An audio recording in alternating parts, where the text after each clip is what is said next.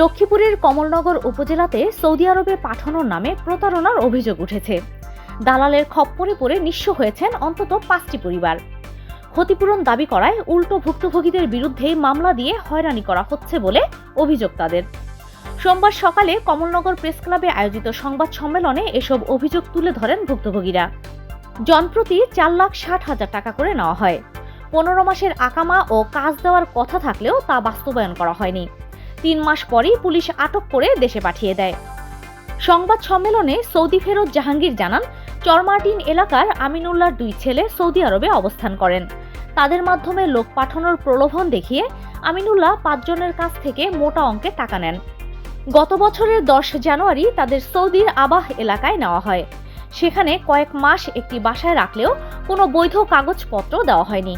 পরে মাত্র 3 মাসের আকামা করে দেওয়া হয়। 7 মাস পর স্থানীয় পুলিশের অভিযানে জাহাঙ্গীর আটক হন। 12 দিন কারাভোগের পর চলতি বছরের 10 জানুয়ারি তাকে দেশে ফেরত পাঠানো হয়। অন্যরা পালিয়ে গেলেও রিয়াজ নামের একজনকে আটক করা হয়েছে বলে জানান তিনি। আমাদের পুলিশ অ্যারেস্ট করছে।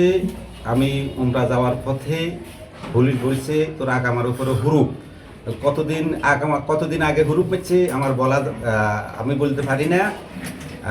7 মাস থাকার পরে পুলিশ আমারে অ্যারেস্ট করছে। 4,60,000 টাকার পর আকামার কথা বলে আরো 80,000 টাকা নেওয়া হয়। এখন উল্টো আমাদের বিরুদ্ধে মামলা দেওয়া হয়েছে। এই জমিনটা বিক্রি করিয়া 4,70,000 টাকা আমি লয়ারে দিছি, দিশা নিয়েছি এদের কাছার থেকে।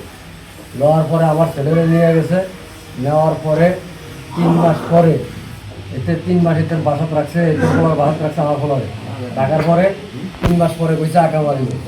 3 মাস পরে আকামা দিছে, দেওয়ার পরে আমার পুতে রিয়াদ চলে গেছে।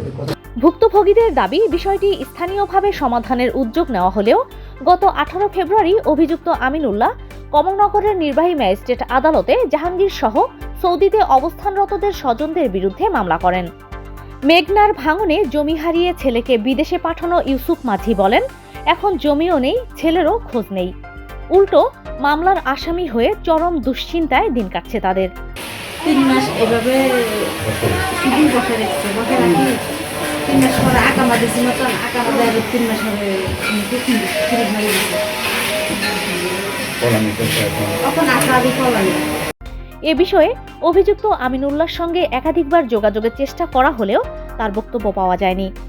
ভুক্তভোগী পরিবারগুলো প্রশাসনের কাছে ঘটনার সুষ্ঠু তদন্ত ও দোষীদের দৃষ্টান্তমূলক শাস্তির দাবি জানিয়েছেন।